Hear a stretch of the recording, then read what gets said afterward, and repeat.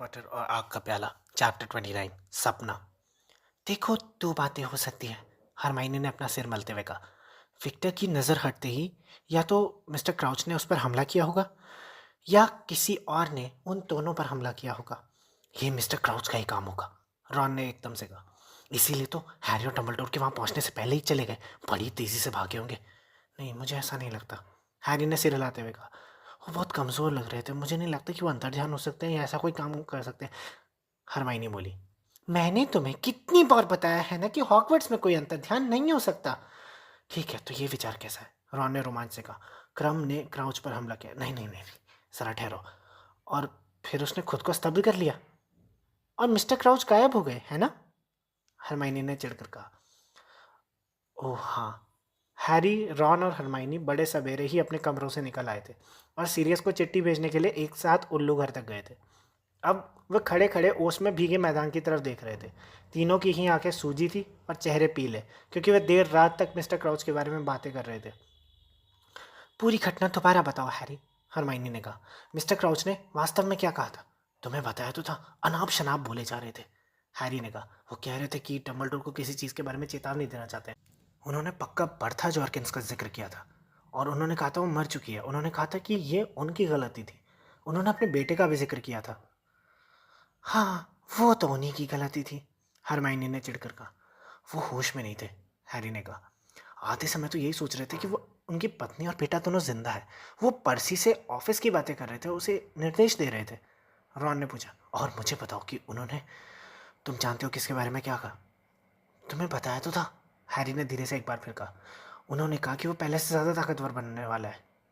एक पल खामोशी छाई रही। फिर रॉन ने नकली विश्वास भरी आवाज़ में कहा।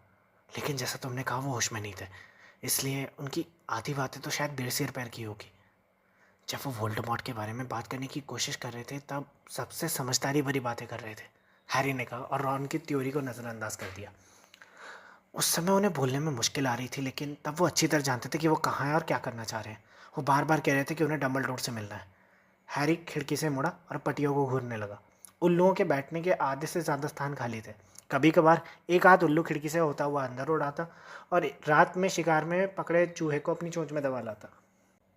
बस अगर स्नेप ने मुझे ना रोका होता, हैरी ने कटुता से कहा, तो हम क्या पता समय पर पहुंच जाते। हेडमास्टर व्यस्त है पॉटर, ये क्या बकवास है पॉटर, मेरे रास्ते से हटे क्यों नहीं? शायद वो नहीं चाहते हो कि तुम डम्बलडोर से मिलो, रॉन ने जल्दी से कहा। शायद। जरा ठहरो, तुम्हें क्या लगता है कि वो कितनी जल्दी तक जंगल पहुंच सकते थे? क्या तुम्हें लगता है कि तुमसे और डम्बलडोर से पहले वहां पहुंच सकते हैं? हैरी ने कहा। नहीं, जब तक कि वो खुद को किसी चमगादड़ या पक्षी में ना बदल सकते हो। वो ये काम भी तो कर सकते हैं, रॉन बुदबुदाया। हमें प्रोफेसर मूडी से मिलना चाहिए, हरमाइनी ने कहा। हमें पता लगाना चाहिए कि उन्हें मिस्टर क्राउच मिले या दिखे तो नहीं थे। हैरी ने कहा। अगर उनके पास वो नक्शा होता तो ये काम आसान हो जाता ना, जब तक क्राउच हॉगवर्ट्स के बाहर ना पहुंच गए हो, क्योंकि नक्शा सिर्फ हॉगवर्ट्स की सीमा तक ही तो लोगों को दिखाता है ना। श्श, हरमाइनी ने अचानक कहा। कोई सीढ़ियां चढ़कर उल्लू घर की तरफ आ रहा था। हैरी को दो लोगों के बहस करने की आवाज़ें सुनाई दी जो पास आती जा रही थी। पर ये तो ब्लैकमेल है, ऐसा करने से हम मुश्किल में फंस सकते हैं। हमने विनम्रता की कोशिश करके देख लिया है, अब उन्हीं की तरह गंदा खेल खेलने का वक्त आ गया है। वो ये पसंद नहीं करेंगे कि जादू मंत्रालय में उनकी करतूतों का पता चल जाए। हाँ, लेकिन मैं तुम्हें बता रहा हूँ, लिख देने पर यह बात ब्लैकमेल हो जाएगी। हाँ, पर इससे तुम्हें काफ़ी पैसे मिल गए तो तुम कोई शिकायत नहीं करोगे, है ना? उल्लू घर का दरवाज़ा धड़ाक से खुल गया। फ्रेड और जॉर्ज चौखट तक आए, लेकिन हैरी, रॉन और हरमाइनी को देखकर रुक गए। तुम लोग यहाँ क्या कर रहे हो? रॉन और फ्रेड ने एक साथ पूछा। चिट्ठी भेज रहे, हैरी और जॉर्ज ने एक साथ जवाब दिया। क्या, इस समय? हरमाइनी और फ्रेड ने कहा। फ्रेड मुस्कुराया। ठीक है, अगर तुम हमसे ये ना पूछो कि हम क्या कर रहे हैं तो हम भी तुमसे नहीं पूछेंगे। वो अपने हाथों में एक बंद लिफाफा पकड़े था। हैरी ने उसकी तरफ देखा, लेकिन फ्रेड ने संयोग से या जानबूझकर अपना हाथ इस तरह खिसका लिया कि उस पर लिखा हुआ नाम ढक जाए।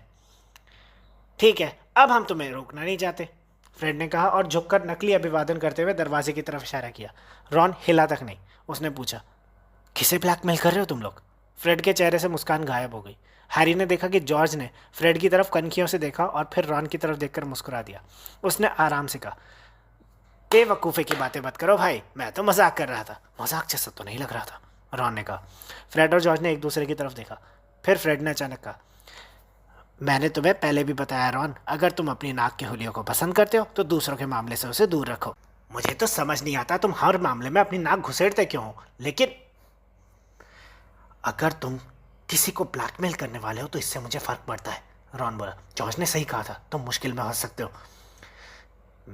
मैंने तुमसे कहा ना मैं मजाक कर रहा था, जॉर्ज ने कहा। वो फ्रेड के पास तक गया, उसके हाथ से चिट्ठी ली और सबसे पास वाले करेल उल्लू के पैर से बांधने लगा। तुम तो अब हमारे प्यारे बड़े भाई जैसी बातें कर रहे हो रॉन, इसी दिशा में चलते रहे तो जल्दी प्रेफेक्ट बन जाओगे। नहीं, मैं नहीं बनूंगा, रॉन ने गर्मजोशी से कहा। जॉर्ज करेल उल्लू को लेकर खिड़की तक गया और उसे बाहर उड़ा दिया। वो घूमा और रॉन को मुस्कुरा कर देखा। तो फिर लोगों को ये बताना छोड़ दो कि उन्हें क्या करना चाहिए, बाद में मिलते हैं। वो और फ्रेड उल्लू घर से चले गए। हैरी, रॉन और हरमाइनी एक दूसरे को घूर कर देखते रहे। तुम्हें ये तो नहीं लगता कि उन लोगों को इस बारे में कुछ पता है? हरमाइनी ने फुसफुसाकर पूछा। क्राउच वाले मामले में? नहीं, हैरी बोला। अगर मामला इतना गंभीर होता तो किसी को तो बताते, डम्बलडोर को बता देते। बहरहाल रॉन परेशान दिख रहा था। हरमाइनी ने पूछा, क्या हुआ? देखो, रॉन ने धीरे से कहा, मुझे नहीं लगता कि वो बताते।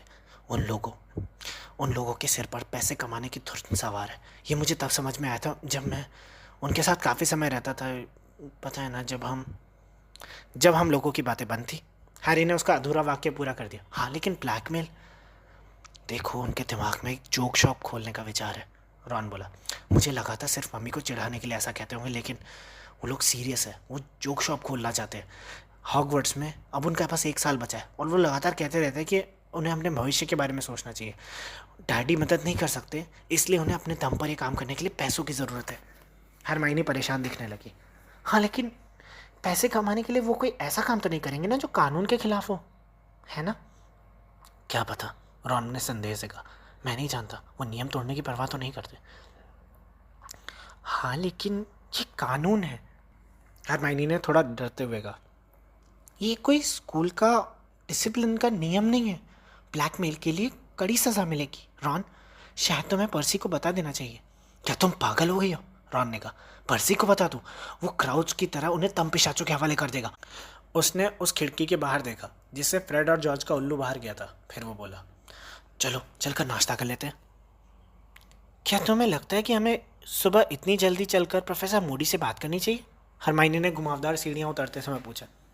नहीं, हैरी ने कहा, अगर हम इतनी सुबह उनका दरवाज़ा खटखटाएंगे तो शायद दरवाजे के पार से हम उड़ा देंगे।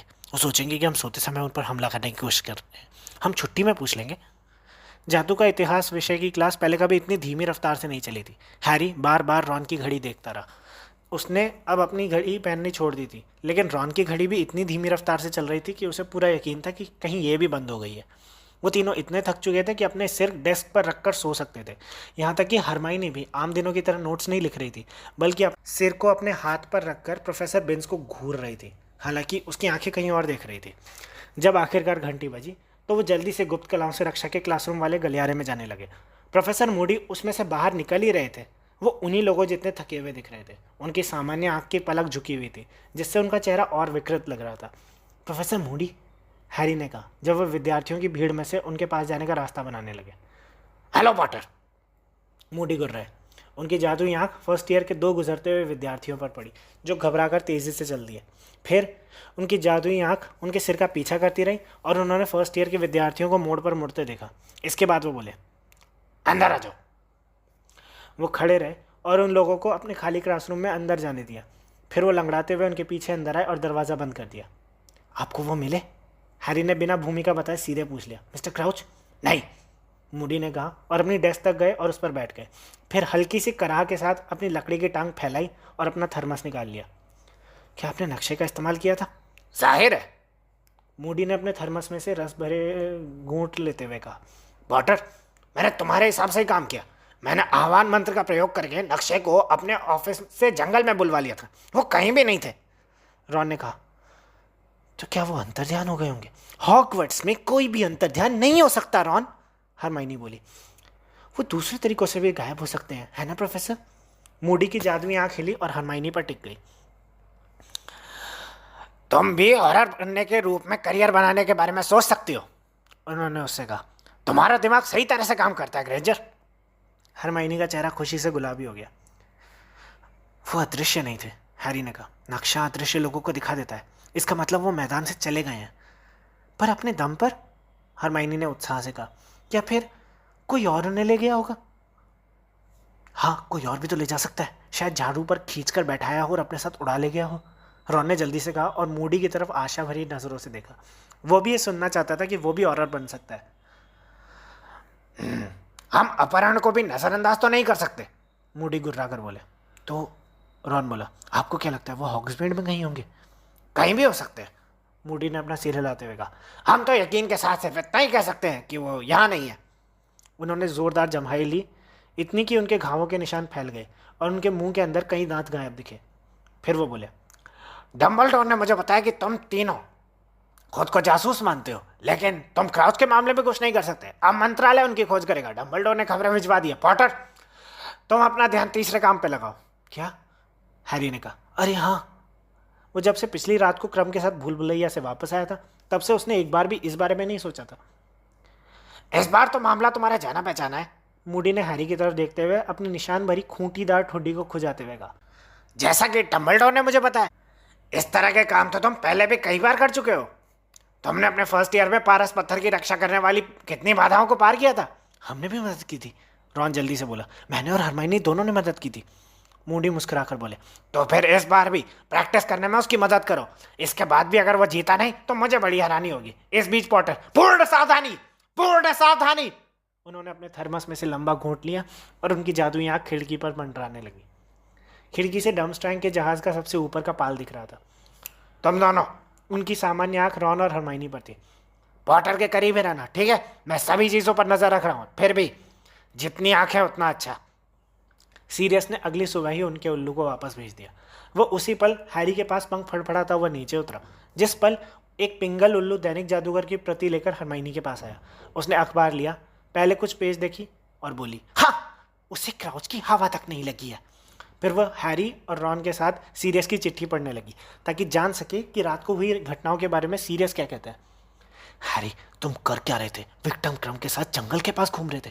मैं चाहता हूँ कि लौटते उल्लू से चिट्ठी भेजकर तुम कसम खाओ कि रात को किसी के साथ ऐसे बाहर नहीं घूमोगे।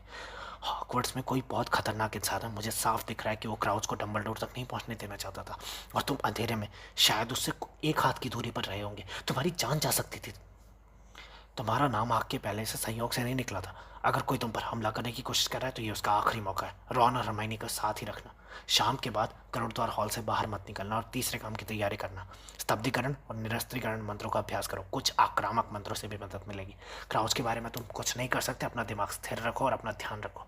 मैं तुम्हारी चिट्ठी का इंतजार करूंगा, जिसमें तुम ये वादा करोगे कि दोबारा कभी रात में इस तरह बाहर नहीं घूमोगे। सीरियस। रात को बाहर निकलने के बारे में मुझे भाषण देने वाला ये कौन होता है? हैरी ने थोड़ा चिढ़कर कहा, जब उसने सीरियस की चिट्ठी मोड़कर अपने दुशाले में रख ली। वो भी तो रात को स्कूल में घूमता था।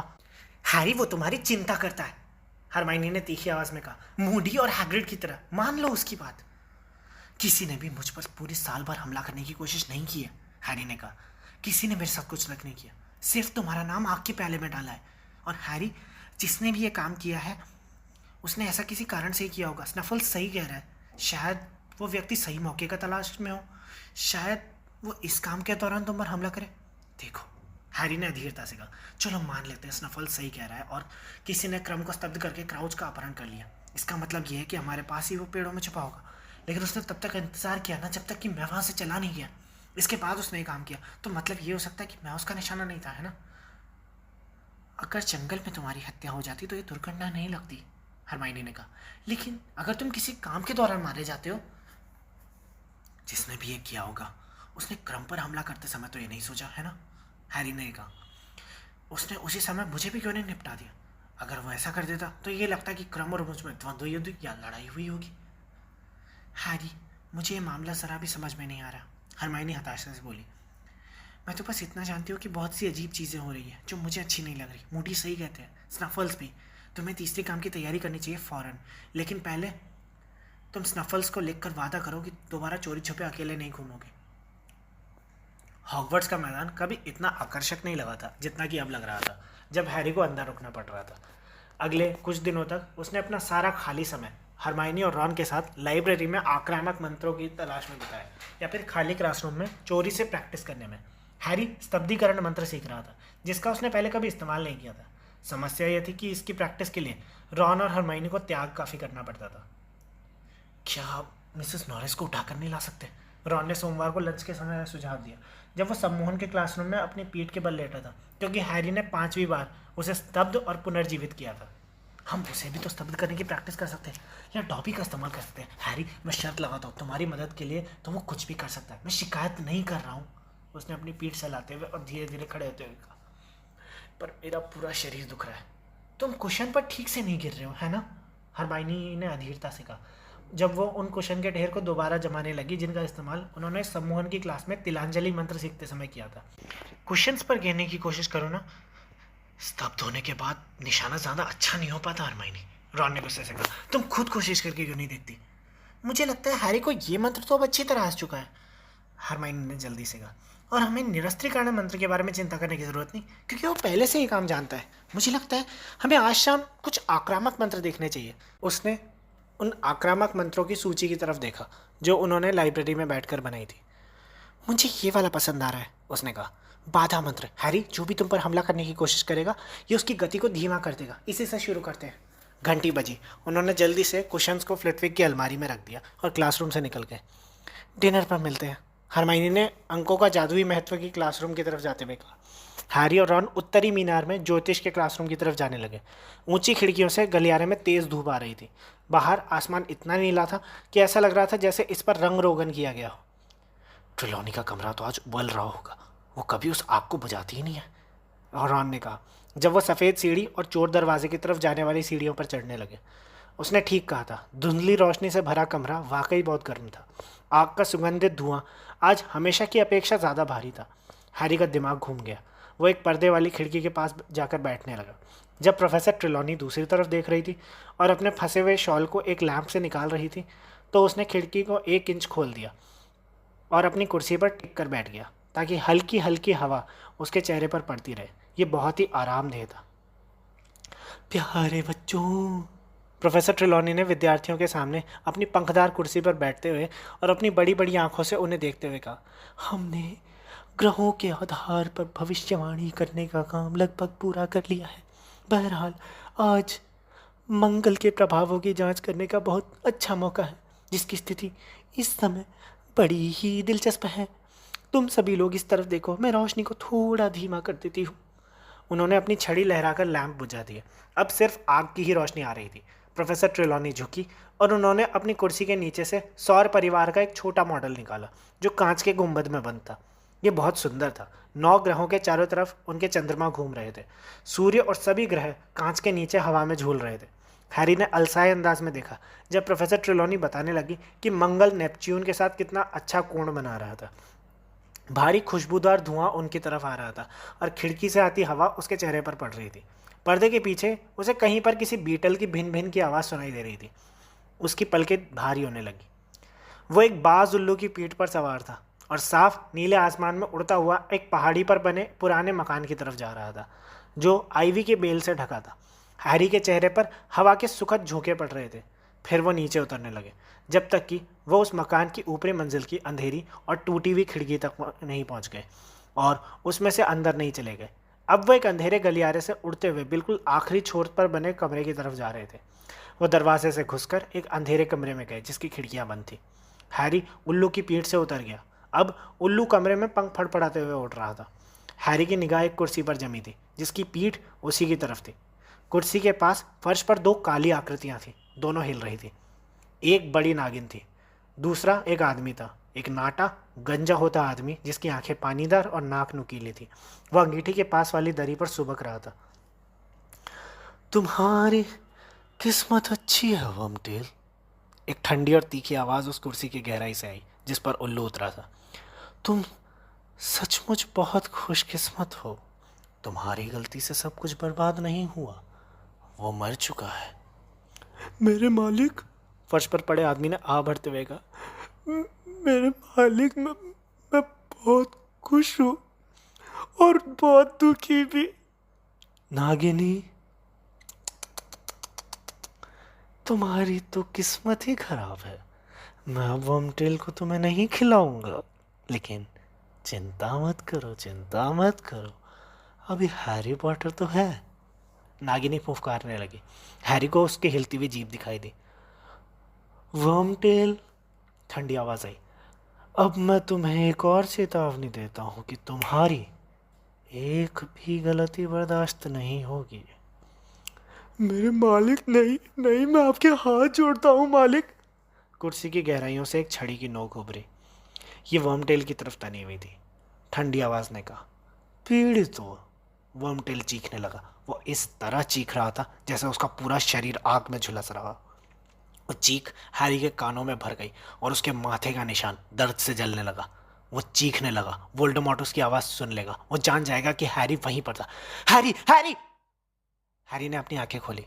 वो प्रोफेसर ट्रेलॉनी के कमरे पर फर्श पर लेटा हुआ था। उसके हाथ उसके माथे पर थे। उसका निशान अब भी इतनी बुरी तरह जल रहा था कि उसकी आंखों में पानी आ चुका था।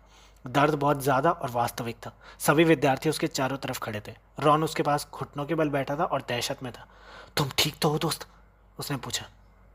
नहीं नहीं, वो वो वो पक्का ठीक नहीं है, प्रोफेसर ट्रेलॉनी ने रोमांचित दिखते हुए कहा। उनकी बड़ी बड़ी आंखें हैरी को निहारती रही। क्या हुआ पॉटर? कोई कोई पूर्व चेतावनी, भविष्य की झलक? तुमने क्या देखा? क्या देखा तुमने? कुछ नहीं, हैरी ने झूठ बोल दिया। वो उठकर बैठ गया। उसे महसूस हुआ कि वो कांप रहा था। वो अपने पीछे की छायाओं में देखे बिना नहीं रह सका। वोल्डेमॉर्ट की आवाज़ इतनी करीब से आई थी। तुम अपने निशान को पकड़े थे, प्रोफेसर ट्रेलॉनी ने कहा। तुम फर्श में छटपट आ रहे थे निशान को पकड़कर। चलो पॉटर, मुझे ये सब मामले का अनुभव है। हैरी ने उनकी तरफ देखा। मुझे लगता है मुझे अस्पताल जाना चाहिए, उसने कहा। सिर में बहुत दर्द हो रहा है। मेरे प्यारे बच्चे, निश्चित रूप से मेरे कमरे की असाधारण भविष्यदर्शी तरंगों ने तुम्हें प्रेरित किया होगा, प्रोफेसर ट्रेलॉनी बोली। अगर तुम इस समय यहाँ से जाओगे तो भविष्य में और आगे देखने का अवसर कमा दोगे। हैरी ने जवाब दिया, मैं सिर दर्द के इलाज के अलावा भविष्य में और कुछ नहीं देखना चाहता। वो उठकर खड़ा हो गया। बाकी विद्यार्थी पीछे हट गए। सब डरे हुए थे। बाद में मिलते हैं, हैरी ने रॉन से बुदबुदाकर कहा। फिर उसने अपना बैग उठाया और चोर दरवाजे की तरफ चल दिया। उसने प्रोफेसर ट्रेलॉनी को नज़रअंदाज कर दिया, जो बहुत कुंठित दिख रही थी, जैसे उन्हें किसी बहुत बड़े आनंद से वंचित कर दिया गया हो। जब हैरी सीढ़ी के नीचे पहुंचा तो अस्पताल की तरफ नहीं गया। उसका वहां जाने का कभी कोई इरादा था भी नहीं। सीरियस ने उसे बताया था कि अगर निशान दोबारा दुखे तो उसे क्या करना है। हैरी उसकी सलाह के अनुसार वही काम करने जा रहा था। वह सीधे डंबलडोर के ऑफिस की तरफ जा रहा था। वो गलियारों में गया और सोचने लगा कि उसने सपने में क्या देखा था। ये सपना भी उतना ही वास्तविक लग रहा था जितना कि वो सपना जिसने उसे प्राइवेट ड्राइव में जगा दिया था। उसने अपने दिमाग में सारी बातें याद की और उन्हें याद रखने की कोशिश करने लगा। उसने सुना था कि वोल्डेमॉर्ट वर्मटेल पर कोई गलती करने का आरोप लगा रहा था, लेकिन उल्लू अच्छी खबर लाया था। इसलिए वर्मटेल को नागिनी को नहीं खिलाया जाएगा, इसके बजाय हैरी को नागिनी को खिलाया जाएगा। हैरी बेध्यानी में भयंकर जानवर की मूर्ति के पार चला गया, जो डंबलडोर के ऑफिस के प्रवेश द्वार पर पहरा दे रही थी। उसने पल के झपका कर चारों तरफ देखा और तब जाकर उसे एहसास हुआ कि वो आगे निकल गया था। वो मुड़ा और पत्थर की मूर्ति के सामने आकर रुक गया। फिर उसे याद आया कि उसे पासवर्ड तो मालूम नहीं है। शरबत लेमन, उसने कहा। मूर्ति नहीं हिली। ठीक है, हैरी ने उसे घूरते हुए कहा। पियर ड्रॉप, लिकर की छड़ी, फिजिंग विस्बी, ड्रूबल्स बेस्ट ब्लोइंग गम, बर्टी बॉट की हर स्वाद की टॉफियाँ। वो नहीं, वो तो उन्हें पसंद नहीं। ओ, खुल जाओ ना, उसने गुस्से से कहा। मुझे उनसे सचमुच मिलना है, बहुत ज़रूरी काम है। मूर्ति हिली नहीं। हैरी ने मूर्ति को लात मारी, लेकिन इससे उसके बड़े अंगूठे में दर्द के सिवा कुछ नहीं हुआ। चॉकलेट का मेंढक, वो गुस्से में एक पैर पर खड़े खड़े चिल्लाया। शक्कर कलम, कॉकरोच क्लस्टर। मूर्ति हिली और एक तरफ को हट गई। हैरी ने पलकें झपकाई। कॉकरोच क्लस्टर, उसने हैरानी से कहा। मैं तो मजाक कर रहा था। वो जल्दी से दीवारों के बीच की दरार से गया और पत्थर की घुमावदार सीढ़ियों पर खड़ा हो गया, जो अपने आप चलती हुई ऊपर जा रही थी। पीछे दरवाज़ा बंद हो गया। सीढ़ियाँ उसे बलूत की लकड़ी से बने दरवाजे तक ले गई, जिस पर पीतल की कुंडी लगी थी। उसे ऑफिस के अंदर से आवाज़ें सुनाई दी। वो चलती हुई सीढ़ी से उतरा और झिझकते हुए सुनने लगा। डंबलडोर, मुझे तो कोई संबंध नहीं दिख रहा, बिल्कुल भी नहीं। ये जादू मंत्री कॉर्नीलियस फज की आवाज़ थी। लूडो का तो कहना है कि बर्था खुद गायब होने में पूरी तरह सक्षम है। मैं मानता हूं कि हमें उसका अब तक पता लग जाना चाहिए था, लेकिन हमारे पास कोई गड़बड़ी का सबूत नहीं है डंबलडोर, एक भी नहीं। उसके गायब होने का बार्टी क्राउच के गायब होने से कोई संबंध नहीं है। मूडी की गुर्राती हुई आवाज है। मंत्री जी, आपको क्या लगता है बार्टी क्राउच के साथ हुआ क्या होगा? मुझे दो संभावनाएं दिखती है एलेस्टर। फज ने कहा, या तो क्राउच पागल हो गया है, जिसकी काफी संभावना है। मेरे ख्याल से उसके व्यक्तिगत इतिहास को देखते हुए आप सब सहमत होंगे उसका दिमाग घूम गया होगा और वो कहीं भटक गया होगा। डम्बलडोर ने जल्दी से कहा, अगर ऐसी बात है फिर तो वो यहाँ से बहुत जल्दी चले गए कॉर्नेलियस। या फिर देखो, फज थोड़े परेशान दिखने लगे, देखो मैं जब तक वो जगह ना देख लूँ जहाँ उन्हें पाया गया तब तक मैं कुछ नहीं कह सकते, लेकिन तुम लोगों का कहना है वो जगह बॉब पैटर्न्स की घोड़ा गाड़ी के पास ही थी। डम्बलडोर तुम जानते हो वो औरत कौन है? डम्बलडोर ने धीरे से कहा, मैं उन्हें बहुत ही योग्य हेडमिस्ट्रेस मानता हूँ और बहुत अच्छी नर्तकी भी। छोड़ो भी डम्बलडोर, फज ने गुस्से से कहा, क्या तुम्हें नहीं लगता कि तुम हैग्रिड की वजह से उनका पक्ष ले रहे हो? वो सब हानि से रहित नहीं होते हैं डम्बलडोर। ऐसी माँ होने के बाद भी तुम हैग्रिड को हानि रहित कैसे मान सकते हो? क्योंकि मुझे मैडम मैक्सिम पर भी हैग्रिड जितना ही भरोसा है। डम्बलडोर ने उतनी ही शांति से कहा, कॉर्नेलियस मुझे लगता है पूर्वाग्रह मुझे नहीं आपको है। तभी मूडी गरजते हुए बीच में बोले, क्या हम इस बातचीत को जल्दी से खत्म कर सकते हैं? हाँ हाँ चलो मैदान में चलते हैं। कॉर्नेलियस ने बेसब्री से कहा, नहीं ये बात नहीं है, बात यह है कि पॉटर आपसे मिलना चाहता है। डम्बलडोर दरवाजे के बाहर ही खड़ा है।